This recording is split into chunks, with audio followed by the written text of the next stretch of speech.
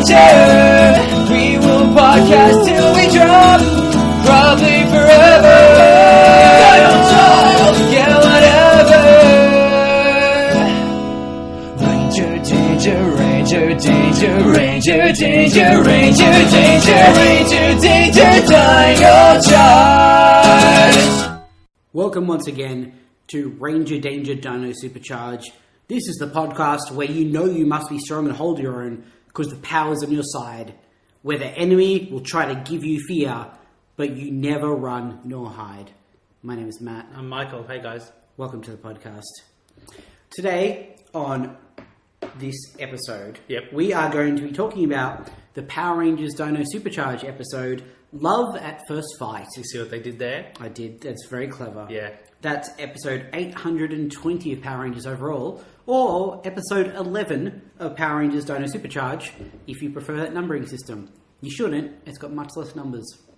Is that the... I guess that is the best... No, not necessarily. Well, how would you define a good numbering system? Number of numbers? Yes. But what if it can count more things with less numbers? Like binary. Is that less numbers? It's actually more numbers when you think about it. It's... Right? It's less potential characters used more times. Yeah. So, but then, okay. So would like base 1,000,000 be better? It's base 1,000,000. Well, you can have like base 16, where 10 isn't 10, it's A. Oh, nice already. Okay. You know how in our number system, we have the number 10, but the number 10 just means like one of the next thing and none of the small thing? No, I do not follow. Okay. 1, 2, 3, 4, 5, 6, 7, 8, 9. Yep. 10. Right? And so, so 10 is, instead of having a new symbol, yes, it's a 1 and a 0. Yeah, okay, yeah, I'm right? with you. And so then, when you have 2 of those, you have 2 of that thing, and none of the next thing, which is 2, 0. Right? And then you can have 100, which is 10 of that thing, or 1 of the big thing, and so on. So hexadecimal, you understand binary as well, right? Yes. Is 0, 1, 1, 0. Where the 1, 0 in binary represents 1 of the big thing, and none of the small thing. Well, hexadecimal, base 16, goes 0, 1, 2, 3, 4, 5, 6, 7, 8, 9, A, B, C, D, E, F, 10, where the thing that I just called 10 is written as 10, but what it means is 16. Why? Computers? Not the answer I was looking for. Well, what answer were you looking for? Something better? I don't know enough about the history of hexadecimal to tell you why. I assume it's something to do with like powers of 2 and convenience. Alright. You get off this time, computers. Okay. Computers will be happy to know that they have your approval in this case. But they're on notice, alright? It's because 1 hexadecimal digit represents a nibble, which is half of an octet. That is not an explanation. I mean, I understand it, so I think you'll find it is. That just makes it more complicated. Yes, that's almost certainly true. Did you say a nibble? A nibble, yes. Yeah, no. Okay, you know a byte? 8 bits is a byte? Fuck off. Yeah, a nibble. Nah. Matt, computer scientists are good at a lot of things, but not using puns to name things is never one of those things. Computer scientists, you're fired. A nibble. It's half a byte. No, not okay. It's 4 bits. Unfortunately, our website is made up of bytes. Bits and bytes. Bits and bytes, and I guess by definition, nibbles. It's www.rangerdagerpodcast.com. If you want to send us an email with whatever nibbles you want, it's rangerdagerpodcast@gmail.com. Twitter tweets are a fuse to believe are made up of nibbles because they're too pure for that. Send us your nibble as Twitter tweets to @RangerDcast on Twitter. We're also on Facebook, iTunes, YouTube, Stitcher, Google+. Plus we have a shop, rangerdagerpodcast.com/shop. And now I've realised all of that stuff is on the internet. Nibbles everywhere. Yeah, but Matt, There's something important that you didn't mention when you mentioned our shop. Oh, is that we now have an amazing new product in our shop? We sure do, Matthew. It is a shower curtain designed by leading shower curtain artist Matthew Groom. Strictly speaking, I cannot describe any of those things he just said as a lie. There you go. You can go and get that. Leading? You designed more shower curtains than I have. Yeah. So, just in quantity, you are the leading shower curtain designer of the podcast. Yeah. I think in quality too, but like that's subjective, I understand. So you can go there and purchase one for... Please don't. What? Why do you keep saying that? Like, why do you tell them to not purchase my amazing art? I will feel bad if someone buys one. Why? If they see this and they're like, I like that enough that I want it as a print or a laptop screen, fine. But I cannot in good conscience encourage people spending $70 on a shitty shower curtain. Fuck you. People are going to come into that bathroom and be like, that's a bold artistic choice. I respect that. Yeah, in the same way that if there was just a shit on the floor, they'd be like, well, that is, I guess, technically a bold artistic choice. Ow! Why do you have to be so mean, Matthew, Michael? I asked you yesterday to write shower curtain for me. Yeah. And with no irony, you misspelt it. That was an oversight. I'm willing to admit that. But then I produced an incredible, 1920s style movie poster around the character of Shower Curtain. Can I please have your permission to put it on Facebook when this episode goes up? Yeah, absolutely. Because I need our listeners to understand how much extra level of talent you're giving yourself when you say late 1920s style movie poster. I think I nailed the aesthetic. Okay. Mate, you had something you wanted to talk about. Was it the shower curtain? No. Okay. But I will talk about that all the time. Okay. Forever. Have you heard of gamma ray bursts, Michael? Are they the ones that can come from stars and could kill us at any time? Yes. Yeah. I found out about gamma ray bursts recently. I watched a documentary on Netflix, and now I forever live in fear. Yeah, it's fucking horrifying, It's right? the worst. And the idea that it's the most powerful sort of explosion in the universe, to the extent that scientists figured out what it was quite early on, but refused to believe that there was explosions that powerful in the universe. Yep. So, searched for years and years and years for alternate explanations. But no, it turns out that sometimes when stars die, they die so violently that it shoots energy all the way across the universe. And if a planet happens to be in the stream of that energy, It's just done. It's just done. Just straight away done. The whole planet is just boiled alive. Yep. And it could happen to us at any moment. Literally any moment with zero warning. Yep. So yay. Yeah. Oh, yeah, no, Matt, believe me, I am an expert in things that will probably, could kill us at any point. Do you know some people aren't constantly worried about the Yellowstone super caldera? Yeah, that's weird. People should be worried about It's that. just constantly there. Yeah. And it's just one day it's going to explode and no one seems to be nervous about it. Yeah. I mean, there seems to be a low level of awareness of a lot of these things in the general population. I get why you don't tell people because it's horrible, but shouldn't people know? Yeah. I mean, it is rough when I lead conversations with, so guys, how do you think we're going to die? Yeah. But, you have to know. Yeah. Knowing is half the battle. I mean, look at it this way. Probably won't be ISIS. Yeah. Just statistically, there's so many other things that'll probably kill us. Yeah. It's something that you should be aware of. Yeah. At all times. If you have Netflix, maybe you watch that documentary about gamma ray bursts. Or maybe don't. Yeah, I guess it depends. Maybe you'd be better off not. Yeah. Yeah. It's messed up. So, on that note, let's go watch Power Rangers Dino Supercharge. Yeah, love at first fight. Yep. Any predictions, Matt? I'm hoping for a little romance. Oh, really? Why is that? I'm a romantic guy. Oh, fair enough. By nature. Yeah, that makes sense, I guess. Yeah. How about you? Oh, yeah, maybe a fight. Oh, no, I meant, are you a romantic guy? Oh, no, that's my answer to that question. Right, you're a fighter, not a lover. Grr. Yeah, I get it. Yeah. I think that's why we are such a great team on the podcast. We balance each other out. That's true. I'm the romantic and you're the brute. No one has ever described me as a lover, but also no one has ever described me as a fighter. If there is a third category, I'm definitely whichever one that is. Lover, fighter, misc. Just, assorted. Maybe just didn't fill the paperwork out. Yeah. Skipped question. Yeah. NA. Yeah. All right.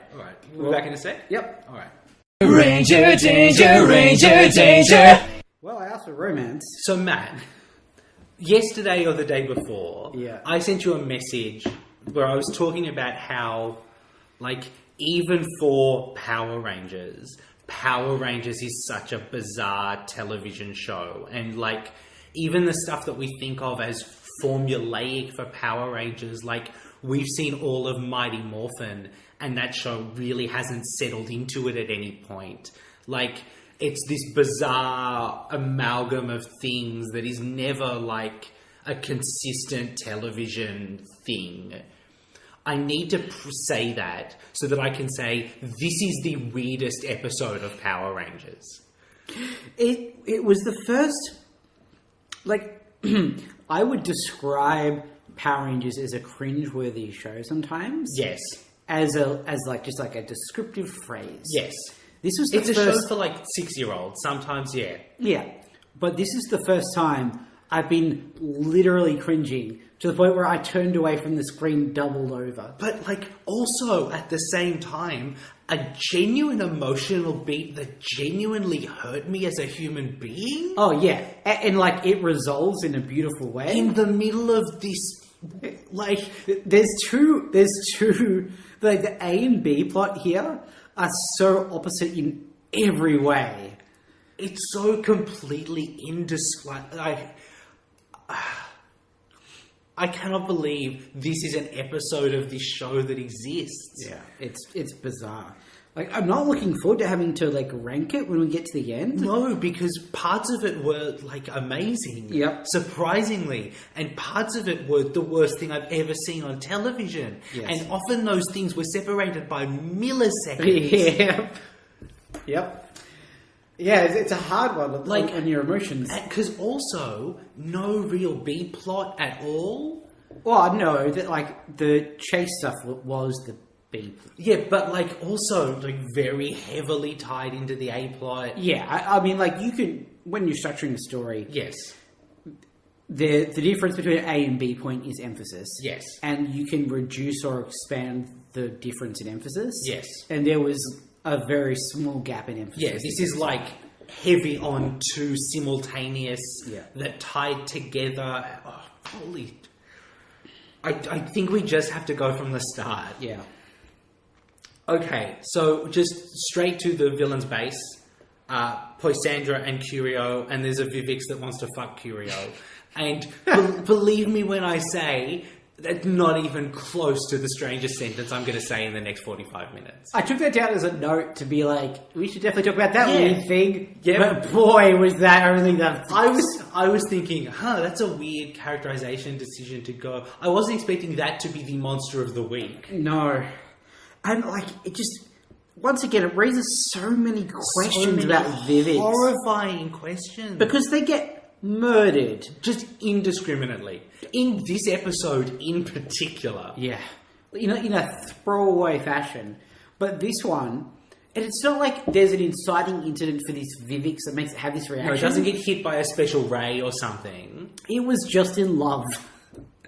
Vivix can love, and they get murdered. That's just the text of the show. That's just a sentence that you can say factually about Power Rangers Dino Supercharged. And it's not like it had a crush. It wanted to bone Curio hard. And Curio is a weirdly masculine, human-sized plush doll. There's going to be 4 6-year-olds who 20 years from now have some very complicated conversations with psychologists. You know how I have a thing for girls in overalls probably because of Power Rangers? Yes. Who knows? I had nothing to do. Who knows? Who knows? I got off so lightly. So to speak. Oh boy. Okay, so Poisandra's there's a Vivix that wants to fuck Curio. That's totally normal. Yep. I'm going to give it a makeover. What do those two things have to do with each other? Well, Curio's like her baby, kind of. Yeah. But But he's also, like, weirdly more mature than her. So she's got, like, magic Poisandra makeup. Yeah, because, like, where did that come from? Oh, look, Matt, we're going to have to move past that because the effects of the magic Poisandra makeup are much more notable. It's just bizarre that Poisandra has had a magic power gimmick all this time. So she applies her magic makeup and it turns this Vivix into, I'm going to use the word monster, Beauticruel. But when I say monster, it's just a Vivix in the simplest dress you can imagine. A yellow feather boa. I believe some sort of necklace. A choppy blonde bob wig. And, like, cardboard cutout lips smashed on the face. Yes. It's something. I don't have the language or the mental processes to filter this information and then create meaningful conversation about it. This is genuinely the first time I need to see the Japanese episode that the footage came from. Because I have to know how much of this they came up with from scratch. Like, you have to know where to send the doctors. Like, because the Vivix monster shows up giant at the end, so it's probably from the original footage, but, like, maybe not? And, why? What? I don't know how we're going to get through this episode, because it's not even downhill, it's just hill. It's like the hill hitting you. Yeah. What do you do about it? You don't do anything, you get hit by the hill. So, let's pause. Opening credits. Noam Caniel, who composed the Dino Supercharged theme and does all the music, he's back next season for Ninja Steel. Cool. That was confirmed during the week. So, great. Hopefully we get a great new Ninja Steel theme. Like that guy. That's just... Thought I'd mention it because the rest of this episode is going to fill you with despair. Maybe. But also love and joy. And an appreciation for beauty. And understanding that people can change. Except when they can't... Look, the moral of this show is not clear. So they're trying to contact the Silver Ranger. Yes. Because that's a thing. In space. They're shooting a signal into space. They're checking all the quadrants, which is something that space has. That's how... I guess it's got 4? Or maybe... It can't have 4. I mean, they're quadrants. That's... Like, I understand. They can't be... I don't like it. Also, that's a weirdly intense effect shot that means nothing in this episode. Yep. It does this, like, snap zoom out of Earth into the solar system. But... Just to say, like, we're talking to space now. Yeah. It's to space. What is this show? I don't know, Matthew. Oh, God. So Chase is making a model rocket. Yep. Because the two themes of this episode are love and space. Yep. And it's for Kaylee, who you may remember from a previous episode. I think last season's episode. Yeah, like... He says it's their anniversary, which is 1 year ago, which probably lines up. Yeah, it could... Like, I'd have to check the dates, but I'm sure it's probably pretty close. And I was delighted to have Kaylee back. Yep. Because I was not expecting her to reappear, to be honest. I think one of the things that the show has lost is a supporting cast outside the Power Rangers. Yes. And, like, remember Shelby's artist friend who, like, showed up one week and just... We never see him ever again. Yeah, that's because there's 10 Power Rangers. Look, that's definitely part of it. And, like, Prince Philip this week was just a dude who was in the supporting cast. Yeah. But, yeah, it's just... How many Ninja Steel Rangers are there? I think there's, like, 6. I think next year it goes back to... Okay, that's a more manageable number. Yeah. The thing is... There's no one on this cast I would give up because I love them absolutely. all. Like, it's an amazing cast. Yeah, like, if the show was this show, but, like, Ivan wasn't a Power Ranger, that would be an okay version as well. Yeah. It's just when everyone's a Power Ranger, there's some thing that just is missing a little. Yeah. It's like, it's cool that Kendall's a Power Ranger, but also like 90% of the time she does not need to be a She Power might Ranger. as well not be a Power Ranger, yeah. Alright, our Coda also made a model rocket. It's terrible because he doesn't understand models or rockets. Or glue. Look, he's a caveman. Asking him to glue together a model rocket is so many thousands of years ahead of his time. It's a miracle that he has something that approaches the idea of a rocket. Yeah, I mean, like, the idea of a rocket is so far beyond him. Then the idea of, like, recreating that in miniature form, like, outside of rockets, just making little versions of existing things is like, why would you do that? Yeah, but how does that help me hunt a saber-toothed tiger? Exactly. I don't understand. No, it's just fun. We invented supermarkets. I don't know. Look, if you look at human history, it's a bit weird. I'm not going to argue with that. Yeah, I mean, like, once we eliminated the need for hunting and gathering, we had to do something else. Yeah. So we built little versions of big things. Also, big versions of little things. That'll fuck with Coda. Yeah. Oh boy. Okay, so Chase is on a date. Yeah. He's on a date with Kaylee. It's genuinely sweet. It is genuinely and sweet. Part of the reason that this episode is so difficult to fathom is Kaylee loves space. Yes. I have a question. Yep. Is it going to be important that Kaylee loves space? You know, I don't think so. I think possibly because of what's coming up. That's right? the thing, right? But that was consistent with the last time we saw her. Sure. Yeah, just for anyone who might not remember, the problem previously with Chase and Kaylee's relationship was that Chase was very self-centered. Yeah. Not in, like, a meaningful way. He just got so hung up on trying to impress people, he forgot to ask Kaylee what she was into. Turns out she's really into space. And this episode picks up their relationship with Chase taking Kaylee on a space-themed date. A space date. A space date with spaceman food and space drinks in little tubes. It's pretty excellent. It's the cute... It melted my heart. Yeah. Especially because it's Chase. Yes.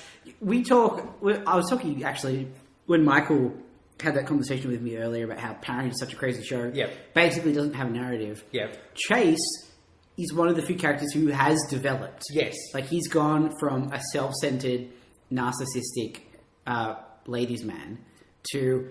like a self-actualized dude who is sustaining a long-term relationship and has a connection with a lady that is built on the right sort of foundation. And there's also still a little bit of a piece of shit because they haven't he's just stopped making him Chase. Yeah, like, he's still Chase, right? Yeah. And that's the best thing about it, is that, like, you can still be you, but you can be a better version of you. Yeah. And Kaylee's sweet, and I ship those two forever. Yep. So that'll be a recurring theme in this episode. I'll try not to gush too much. That's fine. So, you know, like they're talking about when she's an astronaut. Yeah. And the thing about the Power Rangers universe is she might be an astronaut. But she might, like, go to fucking KO35 for all we know. That's the thing about this show, isn't it? Is 20 years ago in this universe, like, a moon witch showed up. Yep. And... like 15 years ago, they just sent a whole station into space. Yeah. And it just went there forever. We say station 2, and it was like a state-sized... They had an ecosystem. Yeah. Like... And that's barely touching the limit of what space consists of in Power Rangers. Yeah. Like, realistically, anyone in the Power Rangers universe who doesn't want to be an astronaut is an idiot. Yeah. Because, like, do you know what's in space? Everything. Yeah. Anyway, he could also take her to space right now. Yeah. But I also think that Chase is the sort of guy who appreciates that it's not about, like, I want to be in space. It's Sure. like, I want to become an astronaut. And, like, that's her journey, and he respects that. I like it. I like it a lot. All right. I like both of those guys. Chase has to leave. Ah, fuck. It's unfortunate. There's a monster attacking. And it's truly unfortunate because of the monster that's attacking. Yeah. So we're in like a convention center. Hang on, we should talk about Chase's excuse to leave. Oh, he's got a friend with a sick fish, Bubbles. He can't even not be adorable when he's coming up with an excuse to leave. I feel like there should be a class that all Power Rangers take that's just... Good excuses. This is ways to get out of a situation. Yeah. And it does not include sick fish. I think that's like necessary for all superheroes. If you have a secret identity, you need to be able to come up with excuses quickly. Here's a hint. Get a job where you've got a demanding boss. Mm-hmm. Also, come up with an excuse for when you're at that job and need to leave. Yep. That should cover, like, 90% of solutions. Yeah. Be a reporter, basically. Breaking news. Gotta go. Yeah. Oh, no, there's an urgent dinosaur emergency at the cafe. Yeah. They discovered a new one. You've got to... Turn it into a burger. Someone, and I wish I knew who, someone pointed out on Twitter to me, their name tags have got their Zord dinosaur on them. Mm-hmm. It's really nice. Mm-hmm. That's a nice little thing. This show is filled with like cool little details that prove that the people making it care, and that is the difference between this and Mighty Morphin. Yeah. Like they like making the show, and they put stuff in that people may not see. It could have all just been identical name tags, but they aren't. Yeah. Thank you, whichever like godforsaken art department monkey you were. Yeah. Thank you. They're getting paid 35 cents an hour or something. If they're lucky. Yeah. So, all right, Beauticruel is there. Yes. How are we going to talk about Beauticruel's voice? I don't even know if it's offensive, just because I don't know who would be offended. Yes. I mean, yeah. Like, it hurt me. I can say that. Yeah. I guess it's like, if you had, like, an aunt who was, let's say, 60 years old. Yep. And was really into, like, ab-fab. Yep. And drank to excess at inappropriate times. Oh, so far you've just described everybody's aunt, I think. I think what you've described is aunts, but go on. And, like, was weirdly open about their sexuality. Which, like... Still just... Which, like, would normally... Like, I encourage people to be open about their sexuality, but in a way that seems forced and, like, a personality... like fabricating exercise. Sure. That's the voice. Yeah, that's a very beautiful description of the voice. Thank you. It's terrifying. Because it's coming out of the mimics. Oh my god, what is this show? So let's talk about the first use of the magic makeup. Mm-hmm. The first use of the magic makeup... Sorry, Michael, I have to stop you. Okay, please do. We were talking about incredible small details that no one noticed. Yes. You may not have seen this one. She turns up and is like, "Oh, why won't any of you be my boyfriend?" And they're like, "Oh, no." Except Coda. Oh, really? Who raises his hand tentatively for a moment and then looks over, sees the reaction of the other Rangers, thinks better of it, and then puts his hand down. And it's in the back of the shot. It's so good. I love that guy so much. I love it so much. I don't even want someone to tell me if that's in the script or not. I just want to believe that all that man was doing every time something happened on set was his reaction was, yes, Coda likes this. Yes. Yeah. Coda will be on board with whatever you are about to offer him. Yeah. Until one of his friends tells him that it is bad. Yep. At which point, right out, stop that. Yeah. But beforehand... I mean, shit. I was hunting saber-toothed tigers last week, so let's give models a try. Yep. Oh, God. Okay, so the makeup gets painted on Riley, Ivan, and Coda. Yes.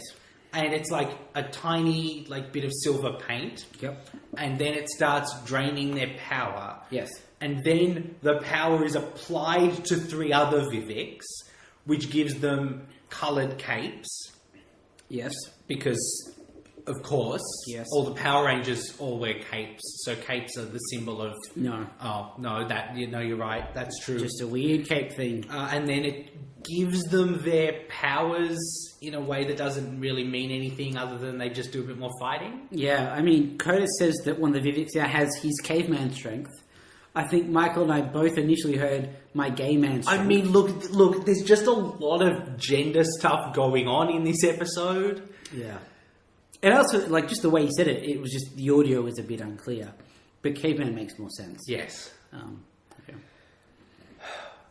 So they struggle with those Viveks, but eventually the monsters start to get away. So, I mean, it's weird that Tyler and Chase basically go, all right, well, we'll go fight the monsters. You guys, I know you're having your powers drained from you, but just... And you're fighting super-powered Viveks? It's just Viveks. Don't worry about it. It's Viveks. Yeah. Just Viveks. I mean, we say that, but 5 minutes from now, Coda's just going to go, hey, quick, just can I borrow your guns? And it's not even going to take him 6 seconds to wipe them all completely off the map. No. So maybe they made the right call. We could definitely go with less powerful Power Rangers next season. I'm slowly cultivating like a wish list for next season. Sure. It's like a few less Rangers, maybe less powerful. Okay, so what you want is... No, like... That's Power Rangers without the power or the Rangers. Yeah, I'm with you. I understand. I'm not saying none of that. Right. It's got to scale it back a bit. Yeah. Okay. And also less gems and shit. You know it's going to be collectible ninja throwing stars, right? Yeah, I understand. And you know they're going to be called ninja throwing stars every time. Yeah. It's so much harder than shuriken. Yeah. Matt, that's a fancy foreign word, and our children don't like to learn things about other countries. It's not true. Kids love shurikens more than all other things. Of course they do. They're ninja throwing stars. Yeah. I love shuriken more than I love most other things. Yeah. Okay, so let's talk about what happens. Wrench stays behind to hold off Tyler and Chase for a bit. While that happens, Poisandra and Beauticruel find a girl. I think you mean off-brand Amy Pond. I mean, that's not an unfair description. She's a very pretty girl. I mean, yeah, she's like basically Karen Gillan, but not quite, you know? Look, it's New Zealand. What is it? I don't know. I assume that's a stereotype people will think we have about them. Okay. I'm playing into someone else's stereotype about my stereotype that I don't have. It's a complex game you play. Look, Matt, it's late at night. We've got a lot of episode to get through. Let's just keep moving. Right. Okay. And then, look, they swap bodies. Yeah. And the voice swaps as well. The voice swaps as well. Because, yeah, all right. It's horrifying. It's horrifying. Because this poor girl is trapped in the body of this monstrous Viveks in a feather boa. Oh, and then gets thrown in a bin. Yeah, she's literally thrown in a bin. Into a dumpster. Just like, all right, we're done with you. Into the dumpster. Can you imagine that happening to you if you went out one day? You go out one day, like monsters exist, but the Power Rangers mostly deal with them. You never see them. And then one day, a monster runs up to you, punches you in the face, suddenly looks like you look like a horrifying monster, and you're in a bin. I believe that's called Mondays. Oh god.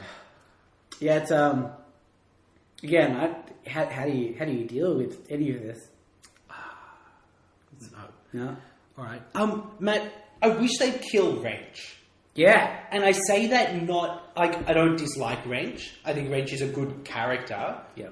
I think we're 3/4 of the way through this season.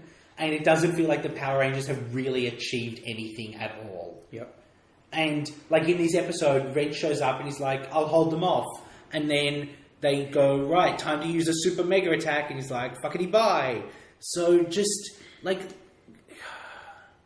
maybe have some progress in this show occasionally. It's weird. Like, I had that exact same reaction. I came away thinking, man, they should kill Wrench. It's weird that for both of us, it was this specific episode. Yeah. I think it's because we're on the back half of the back half, right? Yeah. It's like things need to pick up now. Yes. And Wrench is not serving a purpose. No. At all. He didn't really previously, but especially now. Yeah. He just and because he's the killing Poisandra would just be weird. Yes. He's the only one really of the proper original crew that it would have a big impact if they killed him. I mean, they could get rid of Fury. They've basically gotten rid of Fury. Where did Fury go? He's still around, Matt. Oh. He just doesn't show up all the time. Oh, I thought maybe he left with you. No, he didn't leave. No, Singe left because he's got something else going on that we're going to have to get to. Okay, less bad guys. Also my list for next season. Okay, so less Power Rangers, less power, less Rangers, less bad guy. Do you just want it to be like 4 episodes long? No, I just want it to be like The West Wing.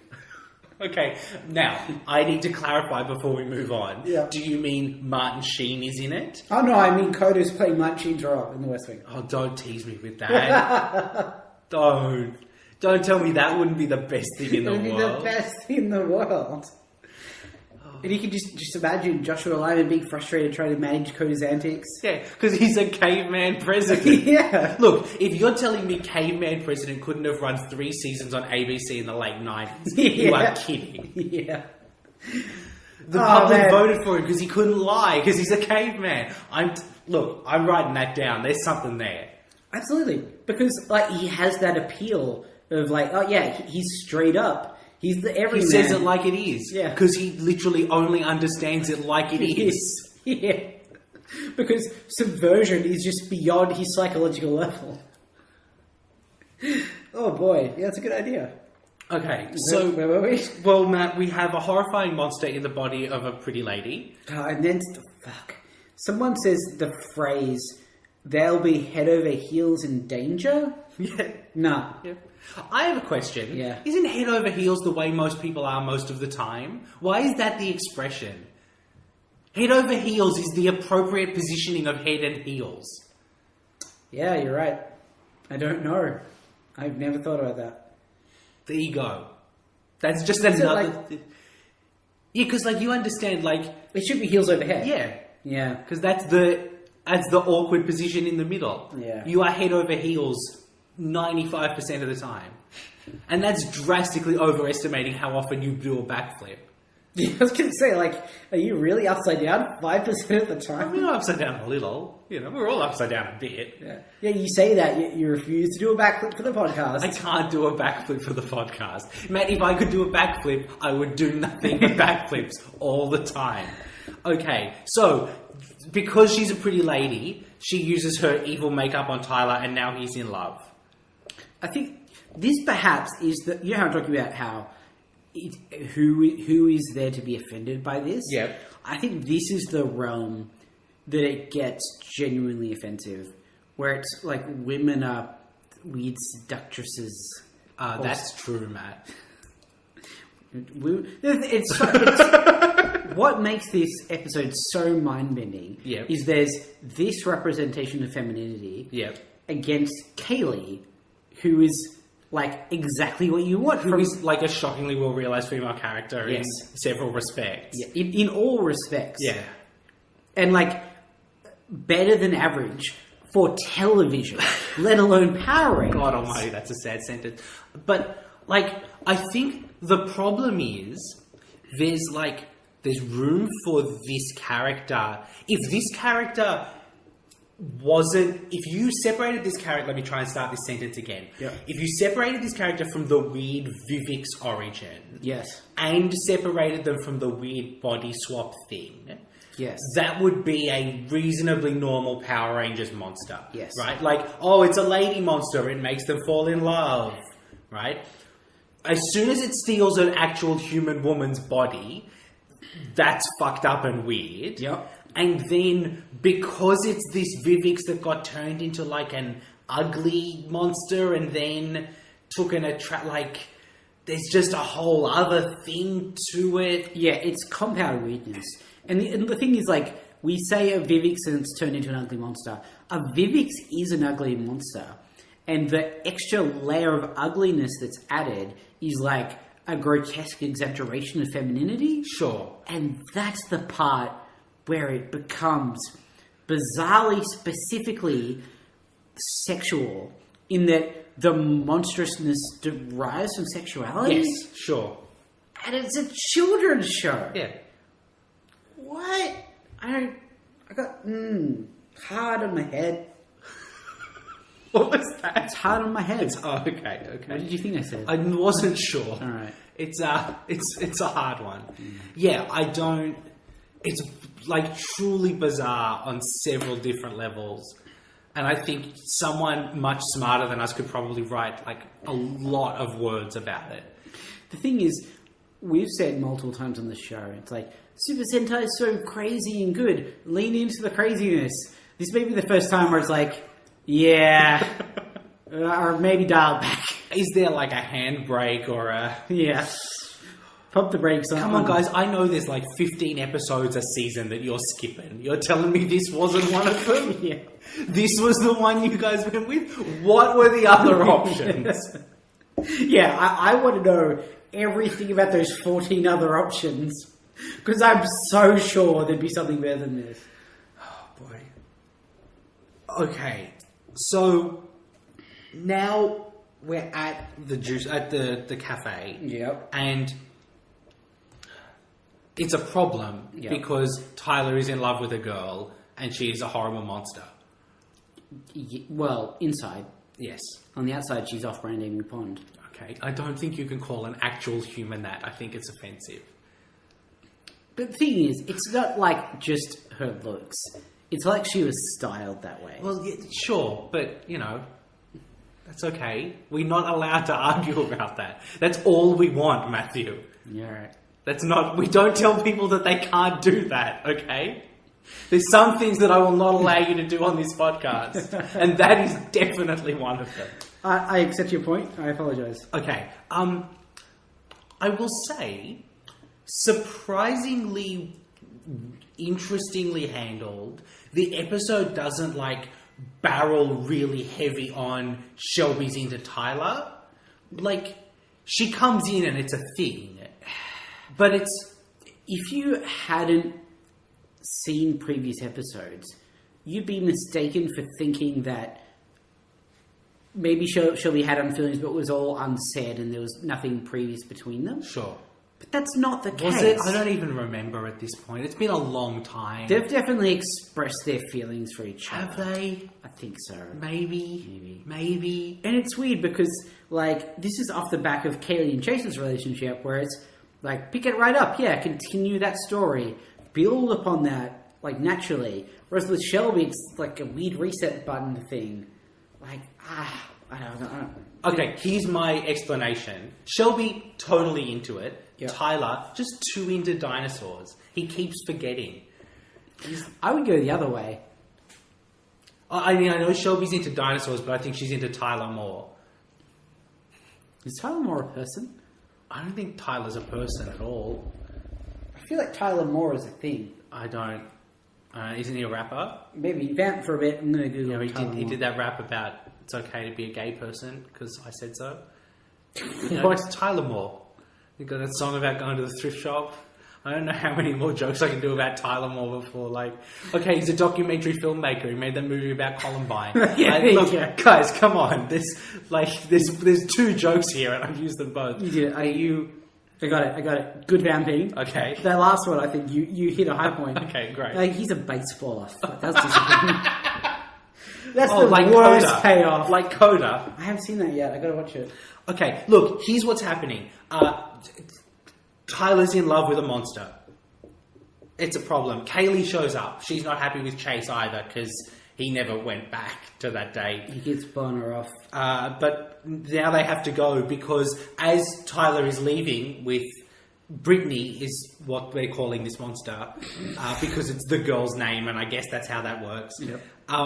They leave and they see the makeup on the back of his thing and they're like... Dun, dun, dun. Ivan does get a nice bit of like, hey, you know, I reckon this is a bit suspicious, guys. I like Ivan a lot. Let's go do some stuff with that. But Chase has to go as well. I love that he's still calling Tyler Sir Tyler. Yeah, he's great. That is not an affectation for that guy.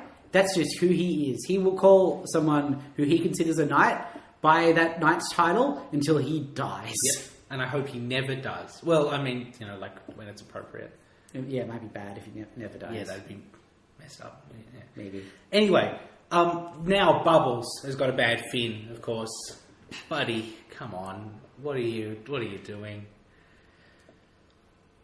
I also like that I feel for other women previously that he was playing, he would be able to lie very effectively. Sure, yes. Chase is a piece of shit, so Chase is going to be good at making excuses. Yeah, but when it comes to Kaylee, he just can't bring himself to lie properly.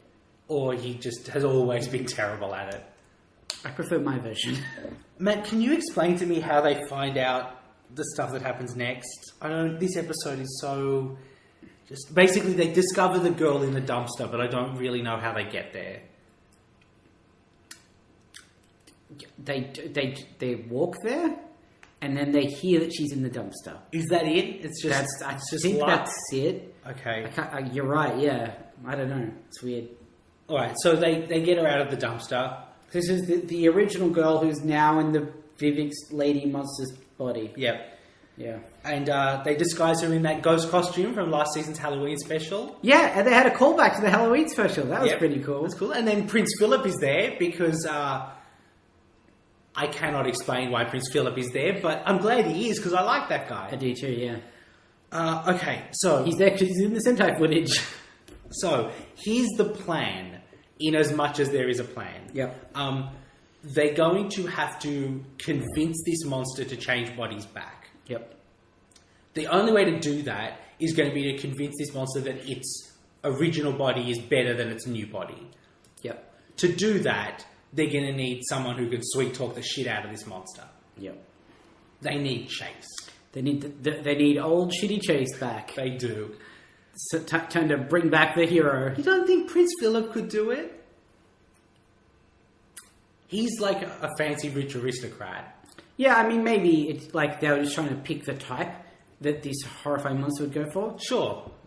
You know, not everyone likes the fancy rich aristocrat. Okay, I mean, I don't think we know that about this monster, but that's fine.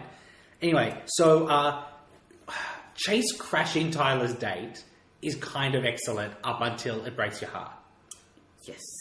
So Tyler's having his date with Brittany, and then Chase comes up and starts wooing Brittany. Yep.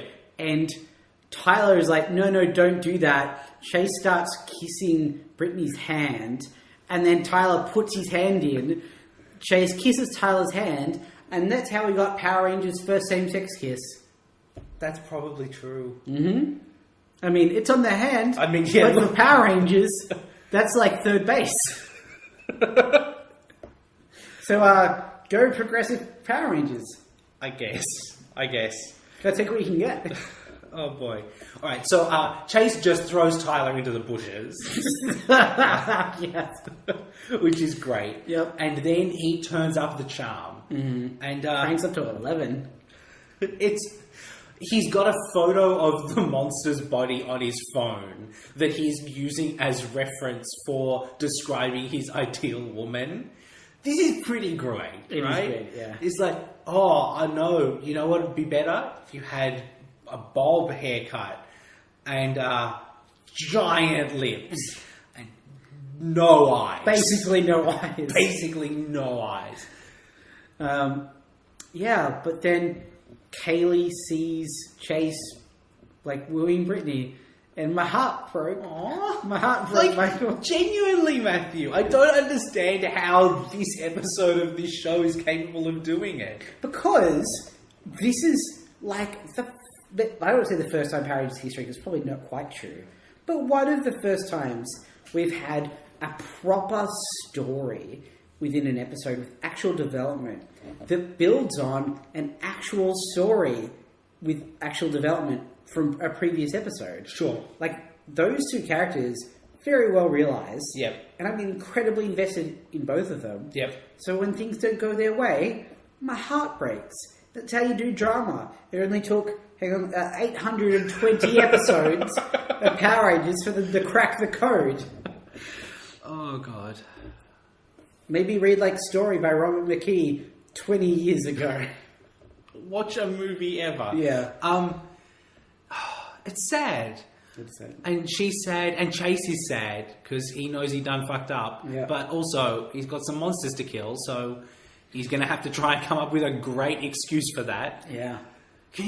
how would you even try? You just have to give up that relationship, right? Yes. There's no possible way you could explain to a girl without explaining that you're a Power Ranger. And that's what makes it so effective, right? In that moment, you realise, there's no way you can talk yourself out of this one. No. Sorry, buddy, it's done. Done goofed. Done goofed. But also, why it's good is he didn't. No. He had to do that, He right? did the right thing to help his friends. Exactly. He was in an impossible situation. Yep. It's just good writing. And it's shocking. So then the monster changes back. Yep. And she's like, right, Chase, time for some monster sexing. And he just pulls his gun and it's just kind of horrifying. It is, but he sells it. Because what he says is like, first of all, no, I don't love you. There's only one woman I really do love. And because of you, I've lost her. So I'm going to blow you the fuck away with this gun. Because I can't get my girlfriend back, but I can murder you. And that's the next best thing. Thankfully, Kaylee has tracked Chase down to give him a piece of her mind and sees this romantic and somewhat violent gesture. I mean, yeah, that's the thing, is there's definitely an element where you'd be like, okay, not only does that make the entire last 12 months make sense, yes. Also, I'm glad to have gotten some closure on what that was. Yes. So, totally fine. Yeah. Also, my boyfriend did just pull out a gun and murder a monster, right? Yeah. I mean, he didn't succeed, but I think you would quickly understand that he would have succeeded in the past. Yes. This is not something where he was like, oh, I don't know if I can do this. Yeah. This was, I just don't have the accurate set of tools in front of me at this moment. Yeah. Yeah, there's not a lot of hesitation there. He's ready for some murdering. Maybe it does. Maybe that does it for her. Don't ruin the Kaylee Chase relationship, There's Michael. some danger now. Nah. Some ranger danger.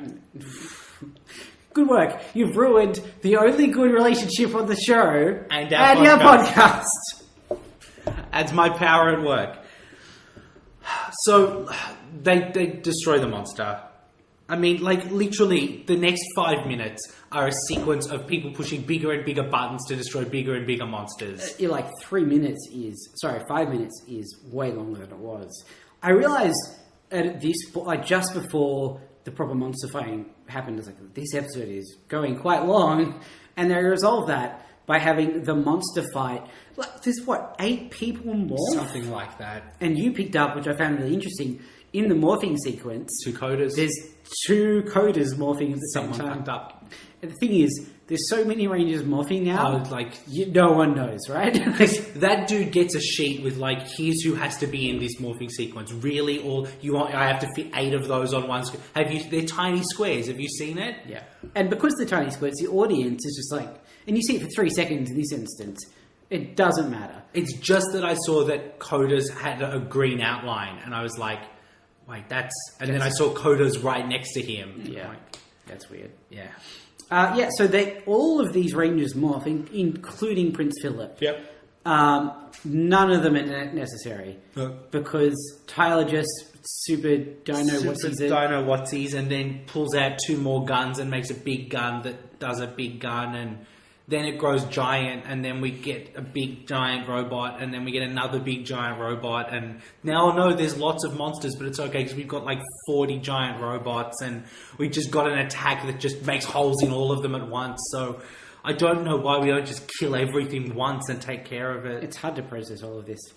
There's a little bit here where Kendall runs over to the now human Brittany and is like, oh, hey, I'll take care of you. I saw an interesting tweet from Claire Blackwelder, who plays Kendall. Yeah.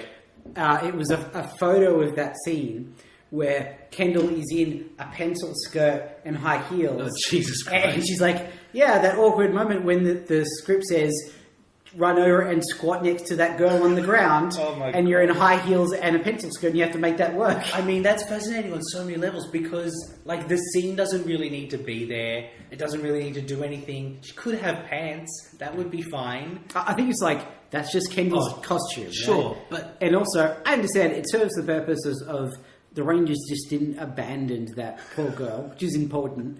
Why is Kendall not the Megazord? It's a very neat little solution. Yeah.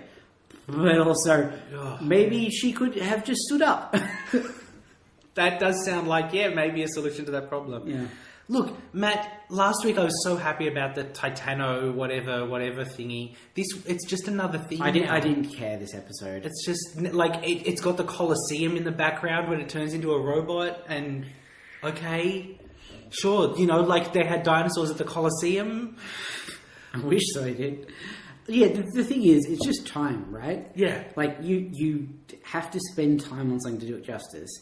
And when you've got 30 seconds for 8 Zords and 9 Rangers and 5 monsters... Oh, don't forget I've got the sword with the thing that takes all the things, and then we all get another set of things so that we can use the thing to... You might as well just, flash bright lights in my eyes for 30 seconds to have exactly the same effect. And that's over, thank God. Then... Alright, so some epilogue time. Yeah, thank God. On the evil spaceship... Yep. Snide is not happy, and then neither is Heckle. And he's like, I'm going to fuck with the magic makeup, and he swaps Wrench and Poisandra's heads. What? Yeah, that's just the thing they can do with the magic makeup. Is that just going to be a forever thing I now? mean, I imagine we'll never see it again. But if next week... Who knows? Yeah, I know. What? I know, it could just be a thing next week, and then we would just have to accept it. That would be weird. Yep. This show, Matthew, I can't... Do you understand the relationship between Heckle and Snide? Yeah, they share a body, except when they don't, and they're angry at each other all the time for no real reason, and sometimes one of them's in a watch. Yeah, alright. It's such an interesting potential for a character that's not used because they have a million things. Yeah. And also, here's the thing. Heckle on his own, I like that guy enough that he could be the bad guy. Yep. If he had another form that was Snide, yep. Sure, yeah, he powers up, and at some point they've got a fight footage with that guy, so we're going to use it. Yep. Great. But then there's also Fury and Singe and Poisandra and Wrench and maybe some other evil thing that we still don't know about. And we've talked about, you and I, in the past, not on the podcast obviously, about how Agents of S.H.I.E.L.D. has the constituent elements for probably 3, maybe 2, but probably 3 good TV shows. Yep. And what it needs is to separate those out and just spend quality time with some of those elements. Yep. This season of Power Rangers is exactly the same way. Yep. You could divvy up and have at least 2 completely whole and functional TV shows with all of the cast and Zords and gadgets and gimmicks and story beats going on. And some of those shows would have too much shit going on still. Yeah, absolutely. And one of those shows would have to have Keeper.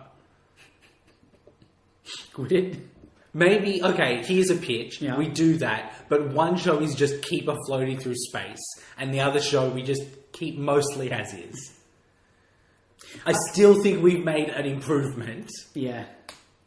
I mean, can one show have badass awesome Keeper that we saw last week briefly? Sure, yeah. And then the other version just takes that shitty version of Keeper to its logical extreme, where he is the horrible drunk uncle that abuses everyone. That would be great, wouldn't it? Yeah. If they just committed to that. Yeah. He's just their shitty mentor. Yeah. Who, he fucked up, he killed all the dinosaurs, he made all of this shit happen, he's made 10 kids immortal to try and fix his mistake. And by the way, don't think I've forgotten that Dino charge. Those guys are immortal while they're bonded with the Energems.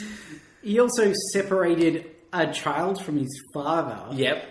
And what that led to was them basically being the same age, which, once again, have fun talking to your psychologists when your immortal father is 2 years older than you for the rest of time. Alright, so this scene that happens with Kaylee and Chase... It's the best. Is she fucking with him? Is that a fair... she knows what's going on now. I don't think it's...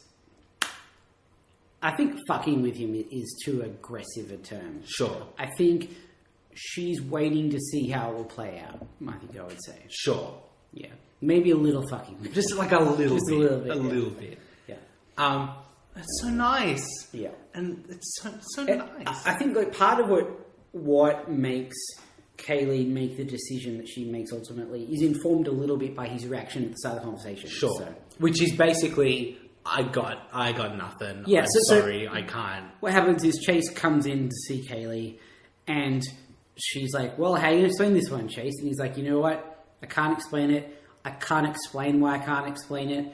That's terrible. You deserve better. Go find someone better. Which is just the sweetest thing. Yep. And then she's like, well, you know what? She slides him a little present. She basically says, you know, you guys are terrible at keeping this a secret. You just yell it's morphing time in public all the time. Yeah. All I did was happen to follow you. Yeah. And then, so she reveals that she knows that Chase is the Black Ranger. Chase's reaction is adorable, like, oh God, thank God I don't have to keep secrets anymore from you because I want to share my world with you. It's beautiful. And then he goes downstairs to tell everyone. Yeah. But he's interrupted. He's interrupted by the Silver Ranger, who has a message. It's, Michael, you don't get any Fantasy Zordon points this week. That's the message. Did you hear it, Michael? Yeah, loud and fucking clear, Silver Ranger. You'd better have another good 8 episodes coming up, buddy. Yeah.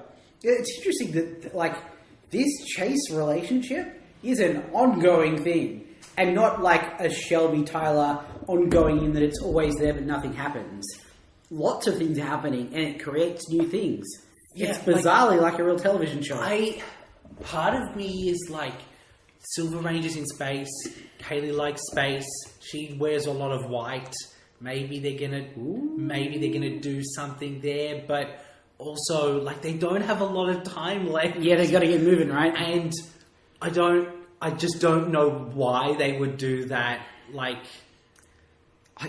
I have this strong feeling that the Silver Ranger is evil. Sure. But I also don't know why. Like, why that would be within universe. Why they would make that decision, like, creatively. They've just got so much other stuff going on. They don't need another thing. Yeah. It's all very interesting. So, we did it. We sure did. We got through that one. Alright, time to do some stuff. Yeah. Matt, the Ranger Danger Dino Charge creature feature. Yes.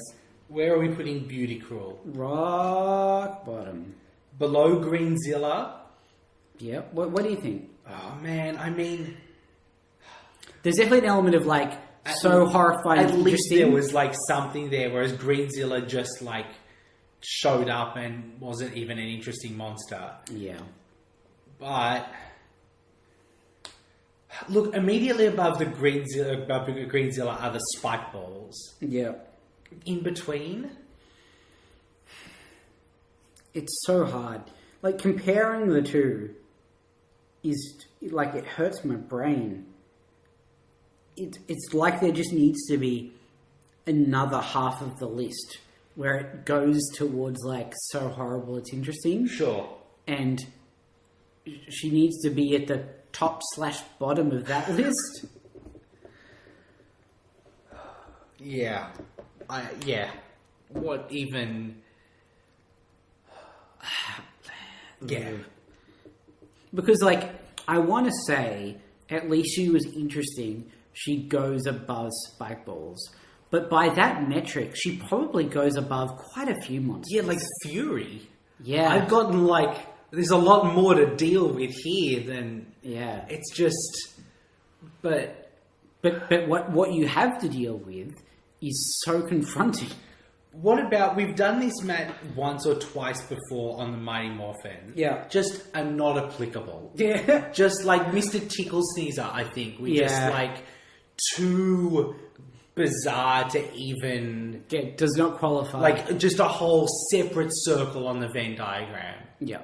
It's like if you had a race with 8 sprinters and, like, the gun went off, they all started sprinting, and then halfway down the track, one of them turned into a puddle of water.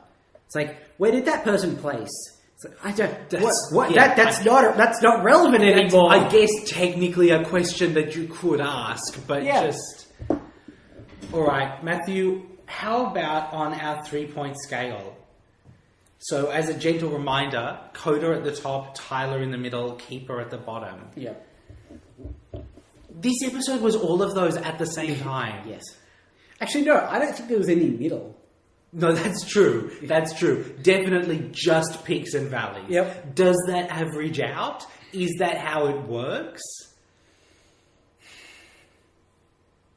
All right. I'm going to say that on the pro side, yes, it was a better handling of character relationships, ongoing narrative, and story generally yes, than the show has ever managed. Yep. And, like, you can make an argument that there have been more interesting events in previous episodes. Sure. And maybe more satisfying combinations of previous elements. Sure. But from a structural narrative standpoint, Yep. the best. Yes. Basically, you could lift the Chase Kaylee stuff out. Yep. And you would still be interested in it. Yes. So, amazing. Yes. Right? The con side of it is mind-bendingly horrible. Yes. But still in that zone of, like, so bad it's interesting. Yeah, I mean, here's the thing. At no point is it like a bad episode of Power Rangers. Yes. You know, like, they still fight a monster and they still do all the stuff. It's just that the actual content has this bizarre psychosexual thing going on top of it. Yeah. Yeah, so there's no bad in the good, but there's a little bit of good in the bad. So, Coda. Coda? Oh, yeah. But it feels weird. Yeah. It's a Coda, but it's like, it's a Vivix wearing a Coda wig. No, that's With not, no that can't be eyes. a Coda. Oh, okay. Maybe it's the other way around. Is a Coda wearing a mask? I don't know. Let's do Fantasy Zordon. Yeah. How'd you go this week, Matt? Not great, Not buddy. great. Let me consult my giant A3 sheet. You have to stop printing them so big. It was not intentional. Okay. So, I'm going to start with my grand total of 6. Okay. Is that the worst you can get? It's not quite, but... in theory, you could get 0 points. Yeah. If all of your characters showed up But didn't do anything. but didn't do anything. Yeah. But I think there's only been like a couple of instances of 0 points in the entire show. Yeah. 2 of which have been me in the last 2 weeks. Nice. Thanks, Silver Ranger. 6 is pretty close to the bottom of the barrel, definitely. Yeah. So, basically, I got 2 points for entering a power-up mode for Coda Riley and Prince Philip. There we go. I will get his name right eventually. And nothing for Kendall, because outside of trying to squat in a pencil skirt, she didn't do anything. I mean, I feel like if I'd known that was a thing, I'd have put that on the sheet. But it's a little late for that now. Yeah. It's impressive. Yeah, look, that's all this sheet is about. So Shelby is part of a Megazord formation and does a power-up mode with everyone. Yep. The Aqua Ranger doesn't show up. Sorry about that, Tyler's dad. And Chase, combination weapon, 2 power-up modes, and the morphing coil for a total of 9 points. Killing it. So I ended up on 15 this week. Oh, that hurts. So 11 episodes in. It's a little wider than it has been in the past. Top possible score, 200. Yep. Bottom score anybody has is around about 155. Mm-hmm. You're on 173. Mm-hmm. I'm on 184. Ooh. 10 points, but only 10 points. Yeah. If we had opposite weeks next week, we'd be basically dead even. Close the gap. Yep. So... I just love that the Silver Rangers deal now is to just pop his head up and be like, hey, on the episode, goodbye. He's just there to score no points. Yeah. I am expecting him to continue to do that basically forever. Yeah. Oh boy. Yeah. That was definitely something.